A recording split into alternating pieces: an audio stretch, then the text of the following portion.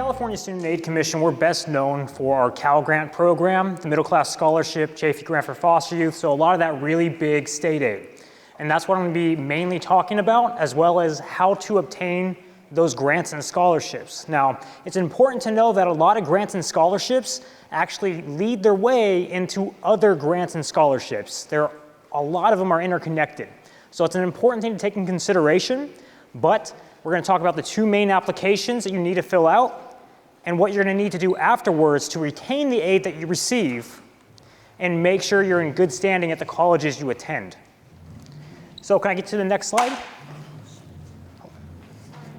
All right. So October 1st, just passed. It is the first day of the application season, right? That's the first day that you can either fill out a FAFSA or a California DREAM Act application. The FAFSA is for US citizens and permanent residents. The California DREAM Act application is for undocumented students that meet a certain criteria, which is the AB 540 and extension criteria. And if there's any questions about that, I'll go into more depth with you later. But those are the two applications. And applicants must apply by March 2nd if they want to be considered for Pell Grant, right? That's the entitlement deadline. And we want to make sure that every senior in the state of California applies for either the FAFSA or the California DREAM Act application by the March 2nd deadline, okay? Next slide, please. So there are four main types of financial aid. There's grants, which is free money that is usually going to be more based off financial need. There's scholarships, which are merit or performance-based, and sometimes it takes in financial need as well. There's work study, which is essentially like a job on campus, right? This, a lot of times, is either a job on campus or around campus that's going to work with the student's schedule. So when a student sees that question on the FAFSA, would you like to be considered for work study? Always say yes, because you can always turn it down later. It's not something you're committed to. It's a job potential for you if you're eligible for work study. So that's something really to consider. And then federal loans. These are fixed low interest loans that students can take out without a cosigner. That's a really important point. We know that most loans need a cosigner, right?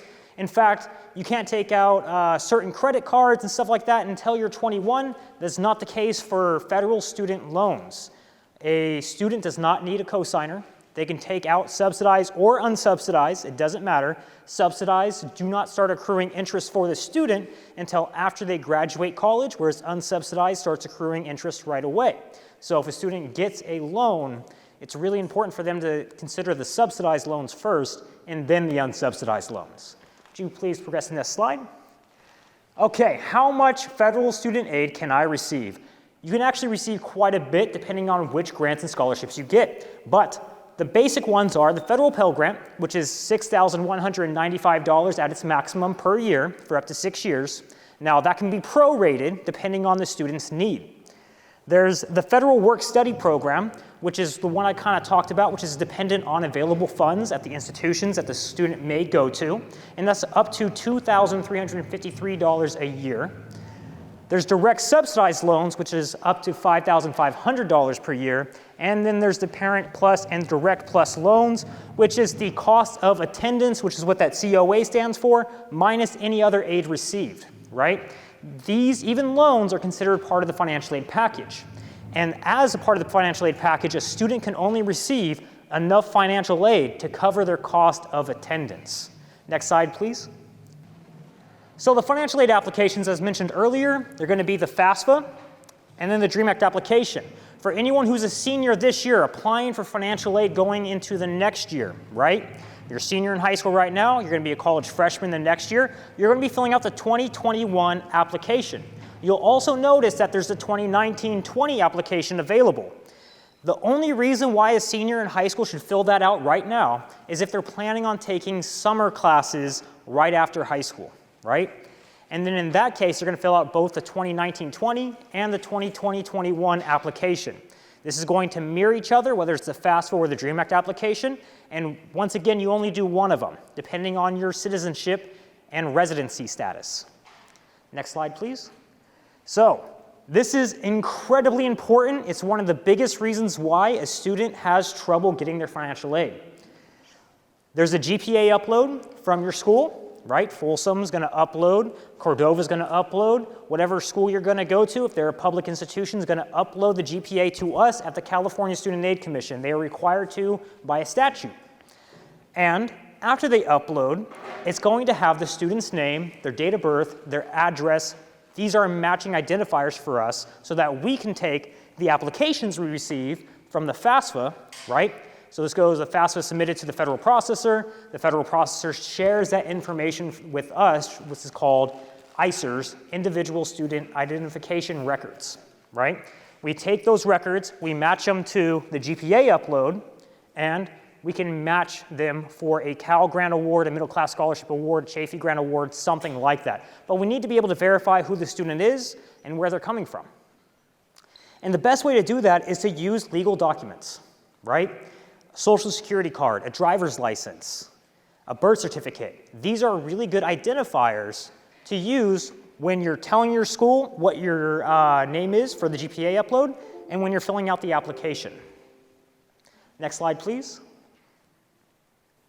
And we also recommend that you provide seniors with the ability to change their name and addresses at the school district because we know that sometimes students move. Next slide, please. Okay, so what determines how much money a student gets? It's going to be that cost of attendance minus any kind of expected family contribution, which is going to give that final total amount. Okay, so cost of attendance can be really broken down into a few different ways. It's going to be the living expenses. It's going to be the price of tuition, which is like going to class and sitting down and being instructed to. Okay, so moving on, what does a student need? They need the application, whether it be the FAFSA or the DREAM Act application, and they need to make sure the GPA is submitted. Now, although public schools are mandated, they have to. It's a statute, it's law. They don't do it, they're in trouble. Not really. There's no teeth to it, right? So if a school doesn't do the GPA upload, they're not really held that accountable. Now, I'm sure Folsom High School does it, and I'm sure a lot of other great public high schools do the GPA upload on time, but sometimes a student slips through the cracks, or sometimes the GPA upload is missed. And in that case, it is the student's responsibility to ensure that we receive their GPA by the March 2nd deadline, right? The GPA deadline for schools is actually October 1st, but we have to receive it from the student by March 2nd. I can't tell you how incredibly important that is. If we do not receive the application and the GPA by March 2nd, the student cannot be considered an entitlement awardee if they meet the eligibility requirements, which we'll go into a little bit. That's incredibly important because it's a lot of money. Pell Grant at a UC is up to $12,570 per year for up to 4 years. At a CSU, it's almost $6,000. And at a California community college, depending on which one you get, it can add up to well over $20,000, which you probably wouldn't get all of it, but potentially based off of the Pell Grant itself, as well as supplemental grants that are attached to the Pell Grant, in this case, Pell Grant B, and depending on the student's circumstances. So make sure, ingrain it, this is the deadline, March 2nd for students, right? Get your application, ensure your GPA is in. The way you ensure your GPA is in is you make a Web Grants for Students account. You can make that on the CSAC website, and you'll have the ability to verify that either your school has sent in the GPA or that you need to request it from your school. Next slide, please. And this is just a great animation, about 50 cents worth. It's, Okay, Pell Grant qualifying factors. There's the income and assets, the GPA, financial need, and program enrollment. Next slide, please. So we're going to move into the FAFSA-specific updates first. Next slide. So, rebranding of the FAFSA, it's like they have the My Student Aid app, they have the My Student Aid resources. We just kind of want to throw this out there because it's new. It's something that can really be taken advantage of by students. First off, the FAFSA is open, right? October 1st has come along, and you can fill it out on your phone through the My Student Aid app, right? You can download this app, you can fill out the application, you can manage everything you need on that application. And it is very accessible through all sorts of devices. Currently, we are working on the California DREAM Act application that is proprietary to the California Student Aid Commission. And once we are finished creating that, which we should be in about a month or so, that will too be accessible on all devices and browsers and operating systems. Next slide, please. So, the impact of the new IRS tax return forms. In the past, I'm sure many of you are familiar with the 1040A and the 1040EZ. That is no longer the tax form that you're going to be using. It is now the 1040 and with separate schedules. There can be Schedule 1, Schedule 2, or Schedule 3. Now, a lot of families only have a 1040, but if you have an additional schedule, like a Schedule 1, which is the most prominent one, they will have additional questions to answer on their financial aid application. And it's really important to know that this calculation will not be automatically put in if you use the IRS data retrieval tool. It does not take in schedules, it just takes in the 1040. So, a little bit more complicated with the new tax forms. They simplified the forms, but it does make it a little bit harder to complete the application. Just keep in mind that you're going to need your schedules as well as your 1040 cover page. And then the My Student Aid mobile app, you'll be able to manage your FSA ID, your My FAFSA, which is just your application, the federal loans, any federal loans you may receive, and then the college scorecard and the FSA contact information really as a resource, right? So that you can reach out to the feds and make sure that everything is going well. Next slide, please. So year-round federal Pell Grant has been reinstituted for all students. What this means is that a student can receive more than 2 full-time semesters of Pell Grant at their university. This is more for summer school students, right? We kind of just want to make this known because it is something that wasn't available before, and it's a significant amount of money for students who are Pell eligible. And what do they need to do? As I mentioned earlier, they need to fill out a 2019-20 application and a 2020-21 application. This is because a financial aid office can take a look at both applications and go, which one's better for the student? And they will take whichever one's better for the student and utilize that application based off that financial year, for the most part. Next slide, please. So now we're going to move into the state financial aid programs at the California Student Aid Commission. Once again, we are the California Student Aid Commission, and these programs are going to be the ones that we administer. So this is going to have some graphics. You mind just kind of going through them a little bit. So first we have Cal Grant, then we have Middle Class Scholarship, then we're going to have Chaffee Grant. So the Cal Grant, A, B, and C provide free money to students to help pay for college in California, right? There's a different amount depending on which school the student goes to. At a UC, that number once again is $12,570. At a CSU, it's just a little bit under $6,000, $5,742 if you want to be technical. At a California community college, it's a fee waiver that they would get from the California Promise Grant, but if they get a Cal Grant B, they get an additional $1,672 and access award. But this can become really complicated, and I'm going to show you that in a second. Would you mind going one click further? So, the Chaffee Grant is up for foster youth, up to $5,000 per year, and one more click for the Law Enforcement Personnel Dependence Grant and the California National Guard Education Award Assistance Program. Those are for, so for one, it's for anyone who has had a parent or a spouse that has passed away in the line of duty. That's going to be Law Enforcement Personnel Dependence Grant. And the California National Guard Education Award Assistance Program is for anyone in the National Guard or Naval Militia in the state of California. And these programs mirror Cal Grant. So the awards you would get for Cal Grant, it's mirrored for these. Next slide, please. So, the Middle Class Scholarship. The enrollment requirements, you have to go to a UC or a CSU, right? And you have to be going towards your 4-year degree. Now, there's one caveat to it. You could be going to a California community college and receive a middle class scholarship if you are pursuing a bachelor's degree at the community college itself. There's a few community colleges that offer bachelor's degrees. There's not very many of them, and they usually specialize in a certain program, but I just didn't want to throw that one away just in case anyone is considering one of those programs at a community college. However, for the most part, you're talking about UC and CSU, and a student can receive between 10 and 40% of tuition and system-wide fees at the school that they'd be going to, right? So that's the amount for going to the classes, right? Being lectured to. That's what tuition and fees mostly refer to. Now, additional fees that the campus may impose are not covered by this, and that's something to take into consideration. It's just the system-wide fees and the tuition. And then they can receive up to 4 years of the middle class scholarship, depending on the education level when they're awarded. Education level is whether they're first year, second year, third year, or fourth year, freshman, sophomore, junior, senior. Whichever year they're determined to be, based off their unit count, is the amount of eligibility they'll have left over. And they must be enrolled at least half-time to receive an award. They must be in their first undergraduate program, and the income and assets must be lower for the family than $177,000, not including the house that the parents live in primarily. Next slide, please.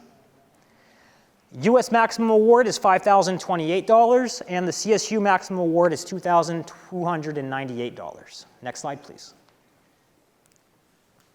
Okay, for the California Chaffee Grant, this has just been actually extended, and essentially what this is up to $5,000 for up to 5 years for students who are in foster care for at least 1 day between the ages of 16 and 18 years old. It's 1 day, right?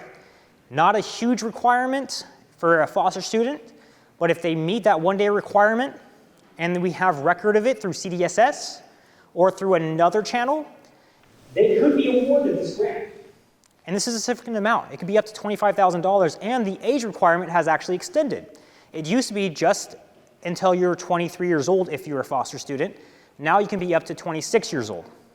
So if you are a foster student, if you know a foster student, please encourage them to fill out the Chaffee Grant application. They have to do it once, and it's done. It's a very simple application. It's really just looking for demographic information. And all they have to do beyond that is fill out their FAFSA or DREAM Act application every year, and they can renew it, essentially. Next slide, please. So we're moving into the Cal Grant Basics. This is our biggest program. This is the one that when you see our name on something, we administer we're closing in on $3 billion now, but in the years past it was around $2.2 billion. So it's a significant amount of money that comes from the Cal Grant program. And then there's Cal Grant A, which for any high school senior, to be eligible for Cal Grant A, they have to have at least a 3.0 GPA. They must be in a minimum 2-year program. They must be seeking an associate's or bachelor's degree. The award covers 4 years of tuition and system-wide fees at a California student, at a UC, at a CSU, at a private university to a degree. It may not cover the full cost, but it'll cover $9,086 worth of it per year. And at the California Community College, the student would put that on reserve unless they had dependents of their own, and then they can make that decision because there is a special grant for students that have dependents of their own under the age of 18. So if a student has a Cal Grant A, they're going to a California Community College, it automatically goes on reserve unless they have a dependent of their own, and then they can receive up to $6,000 for per year using that Cal Grant A eligibility at the California community colleges. So next slide, please. This is the Cal Grant 2019-20. This is last year's. So this is for this current academic year, so not for you all. But this is the asset and income ceiling. So you can see for a family size of 6 or more, for Cal Grant A eligibility, it's $118,500 a family can make, not including the house that they live in, right? That's not counting towards that. I'm sorry, for the income. And then the assets would be for a dependent student, $79,300, not including the house that the parents live in, okay? Next slide, please. So that leaves us with something we call the no Cal Grant zone. For a Cal Grant A, you have to have that 3.0, but your family can make a lot more money. For the Cal Grant B, you have to have that 2.0, but your family has to make a lot less money, which leaves a little bit of a wiggle room in between where a student may not be awarded a Cal Grant. And we call that the no Cal Grant zone. So next slide, please. So it's not uncommon, and we're going to take a quick look at some of these examples. So the first one, Cassie has a 2.8 GPA, and her family of 4 makes $60,000 a year. Does she qualify for a Cal Grant? Any guesses? Some yeses, some nos. What's the answer? No. Unfortunately, the income is over the ceiling for Cal Grant B, and her GPA is too low for Pell Grant A. She's right on the cusp, right? Very close. And the next one, we're going to be moving, So Pell Grant B, the minimum GPA once again is 2.0. The degree requirements is at least 1 year. They can be attaining a certificate, associate's degree, or a bachelor's degree. And the award covers tuition and system-wide fees, not just fees, but system-wide fees, at eligible schools for years 2 through 4, that's sophomore through senior year. It doesn't cover the first year, but if they're going to a California State University, the Cal State universities cover that first year for them if they're receiving a Pell Grant B.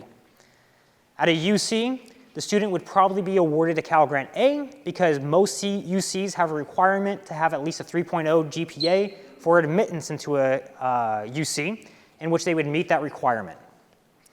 And then they would also get $1,672 each year in an Access Award. So that is additional money that goes into the student's pocket for whatever they may need. Next slide, please. So this is a big question which you may not have great context for just yet, but the question is, for the Pell Grant B Access Award at a California community college, should they hold it or should they not hold it? So what that means is, if you go to a California community college, you can put your award on hold. If you put your award on hold, then you could have a remaining 4 years of eligibility when you transfer, or at least that's what a lot of students think. So, should they put that on hold, or should they take it out? Anyone have a recommendation? So I'm hearing a little bit, maybe put on hold. And that is conventional wisdom, but unfortunately, with the way that it kind of works out, it's best to first take out the Pell Grant that first year. Why? Because if you have a Pell Grant B at a California community college, not only do you get that $1,672, but if you are enrolled at least 15 units, you would get the Student Success Completion Grant, which is an additional $2,000 per semester, which could be up to $4,000. If you're a student with dependents of your own, you can get an additional $6,000. It can really add up, I guess is what I'm getting at. Additionally, with the Pell amount and everything else that comes into play. So it's a lot of money, and the student may need it. So they may need to take that out. And if they take it out that first year, they get marked as an education level 1, first year, which if they put it on hold, a financial aid office may look at it when they're a junior and go, well, you're actually a junior now, and so you're only going to get 2 years of eligibility, in which they could have used 4 years of eligibility for, and they're out probably $12,000 over the 2 years for most students. So really good idea to take out the first year. The second year, they can make that determination whether or not they feel like they're going to be able to get through college, the last 2 years, without taking out the Pell Grant. So next slide, please. And this is actually going to be the Pell Grant C. So the last Pell Grant program that we offer, and it's going to be a program requirements, vocational, technical, or occupational programs, right? These are going to be your mechanics, your dental hygienist, a lot of really good careers that can be obtained in about a two-year span, in some cases as short as 4 months. That's the minimum, though. No GPA is required, and special consideration is given to occupations that are going to be considered high need in the future. And we have a list of these. There's quite a few of them on our website. You just go ahead and type it into our search function. It'll pop right up. And then the 2019-20 maximum award for a California community college in the books and supplies is $1,094 per year. And at an independent vocational school, it's both the books and supplies, $547, and $2,462 towards their tuition system-wide fees. But we highly recommend, we really stress, look at the California Community College first. See if that program is offered, because at the California Community College, those certificates, those programs are usually guaranteed, they're certified, right? Whereas some of the independent vocational schools, they're not. And sometimes you would graduate with a degree or certificate that's not applicable everywhere throughout the United States. So take that into consideration, and also at a California Community College, if you are getting a Pell Grant C, your system and your tuition-wide fees, they're waived. You're not paying for classes. You're not paying towards tuition. That's why it doesn't matter. Next slide, please. So, which Pell Grant is the best? Just going to go over this real quick. A lot of students will get both eligibility for the Pell Grant A and the Pell Grant B. They're both great, but it really depends on which school the student is going to, and they will be awarded whichever Cal Grant is actually the best for them. Next slide, please. So, the Student Success Completion Grant, you heard me talking about this just a little bit, and the maximum award for a student that gets that's using a Cal Grant at a California community college is $1,298 if they're taking between 12 and 14 units. But if they bump it up to 15 units, they can get $2,000 per semester for up to 2 years. That's a significant amount of money that goes to the student's pocket for their living expenses, right? The idea behind this is that we had a lot of students that were staying at the community college for a long time, well over 5 years. And the community college is already subsidized, meaning that it's already paid for by taxpayer dollars. But students weren't getting through it because they had to work. And this is an incentive to get through community college faster, and it's actually going to save taxpayer money, right? Because the students are getting through in 2 years, and they're able to get a little bit of money for their own living expenses. Next slide, please. So the California Promise Grant and the California Promise Program is probably the most significant one for families that make a little more than the average family, right? The California Promise Grant is the former BOG fee waiver, if you've heard of that, right? It's based on income. It's for families, and they could be taking, for students, can be taking as many units as they want to, whether they're part-time, full-time, doesn't really matter. But if the student is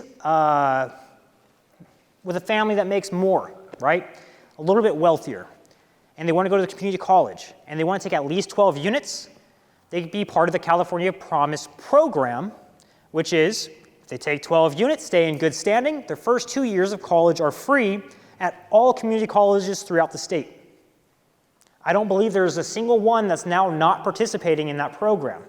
And once again, it does not depend on income at all. It's just based off of enrollment and which year is your first or second, right? If you go to your third year, that's when it starts becoming not free at that point.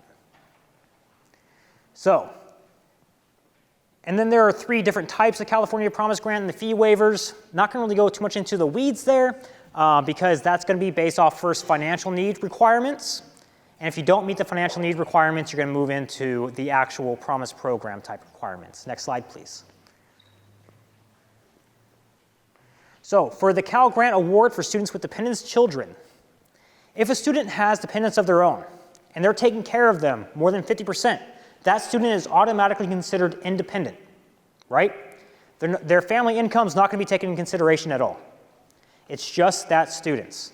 And if that student has a dependent under the age of 18, they can receive up to $6,000 per year if they're going to a state school, right? That's a CSU, a UC, or a California community college. And it kind of stacks on all the other awards. So if a student went to a California community college, they got a Cal Grant B, that's $1,672 through the Access Award. Additional $4,000 through the Student Success Completion Grant. An additional $6,000 through the Parents with Dependents Grant, Extension Access Award. These things add up and they're all interconnected with the same grants and scholarship types. So just kind of want to point out to that. And also Cal Grant B for foster youth, if a student is a foster student, they get an additional 400% of eligibility or 4 years of eligibility, right? If they start out at California Community College. Next slide, please. So private scholarships, we always want students to do private scholarships. These are going to be your merit-based awards, right? These are going to be your awards that you're going to be doing essays for, or you're going to be doing something extra, right? A lot of the ones that I grade are going to be based off of essays. And the main things I want to point out, the best practice for these is to kind of come up with a few preliminary essays, break them apart, and go, these are things that really stand out about me. What I want to do, who I am, what I do currently, right? What I value. You make these paragraphs and you get to mix them around and formulate new essays based off of them so you're not wasting your time. Because it is a little bit of a numbers game. You want to submit as many as you can, right? But you also want to answer the prompt. And I can't tell you how many students do not answer the prompt. They write an essay for one scholarship and then they just go ahead and submit it for all the other ones. And it doesn't work, I'm telling you, how many times I read over these and go, boy, really wish that student would have just tried to tweak it a little bit to make it fit the prompt. Because a lot of us are volunteers. A lot of us are just going out to different organizations. We have a stake in the community, and we want to, grade these scholarships to help out.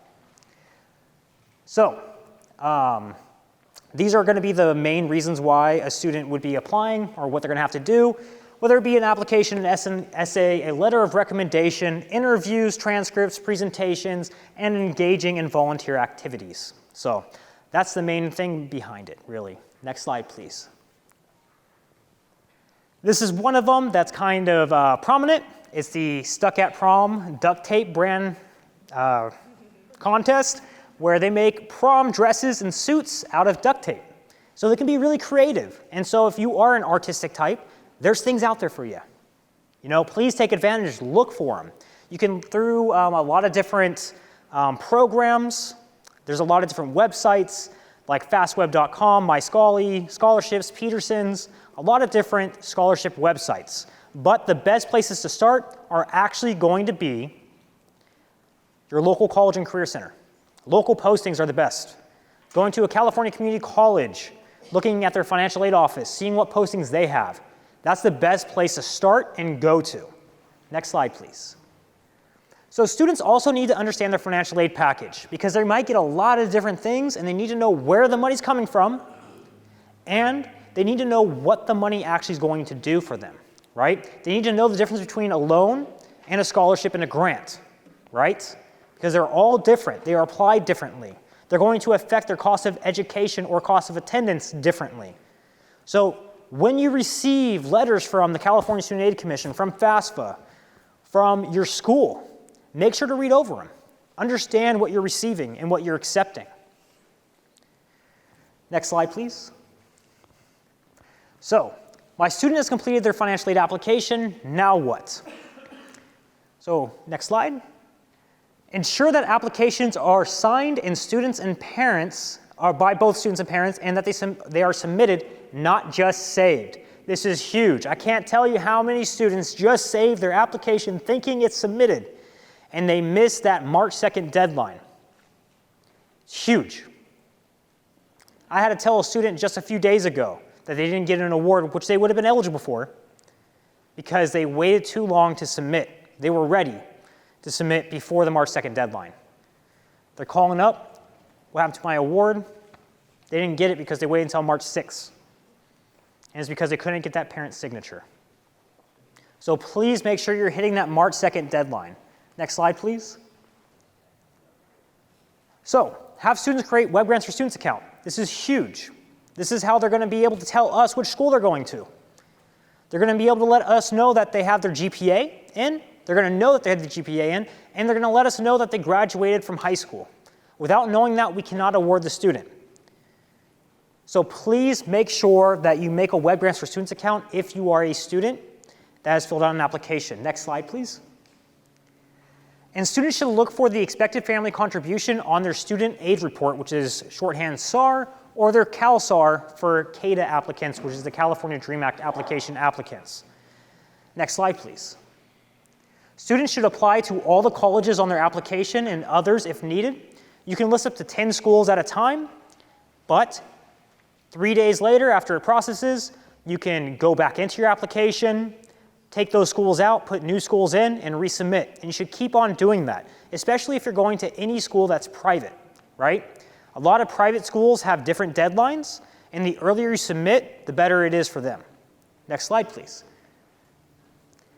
And if you're reaching out to FAFSA, that's the number right there. If you just Google FAFSA, you'll be able to find that number pretty easily, but please reach out to FAFSA if you have any FAFSA-related questions, or reach out to us for any kind of California Dream Act application assistance.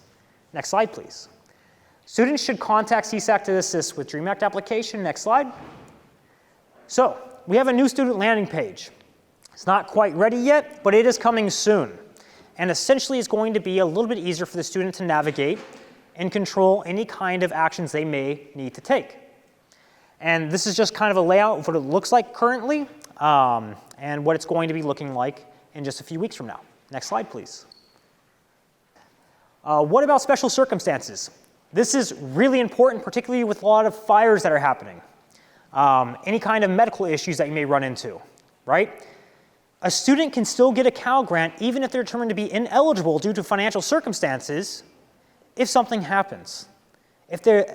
We see a lot of, particularly right now with the fires from last year, a lot of houses burned down. A lot of students found themselves in a homeless position. A lot of students and families face medical issues and hardships. All of these things can be considered for Pell Grant eligibility as well as other financial aid eligibility by going and speaking with a college financial aid rep at the college the student will be attending.